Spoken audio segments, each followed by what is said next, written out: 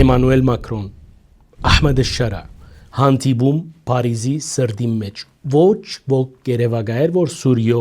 ներգայի նախագահը գահասնի Փարիզ եւ գտնվի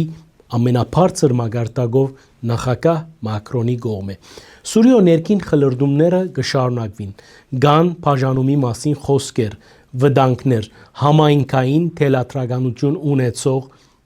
արահետներ եւ այդ բոլորը տեղի կունենան օրը ցերեկով դարբեր շրջաններում մեջ դարբեր համայնքներ կփորձեն իրենց օրագարկը առաջ քաշել սակայն այս բոլորի գողքին ամենակարևորն այն է որ նախագահ Մակրոն օրը ցերեկով գիհիշեցներ սուրիացի ամենաբարձր աստիճան ղեկավարին թե Սուրիո մեջ պետք է պահպանվին փոքրամասնությունները ընդ որում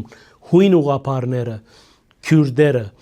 ասորիները, մարոնիտները, հույն գաթողիկեները եւ նաեւ հայերը։ Նախագահ Մակրոն այսօրվա գդրվածքով պաշտպանն է մերձավոր արևելքի քրիստոնյաներուն եւ ընդ որում հայերուն։ Այսօր ավելի քան որևէ ժամանակ Սուրիո փոքրամասնություններուն հանդեպ Ֆրանսան հետամուտ կերպով պիտի շարունակե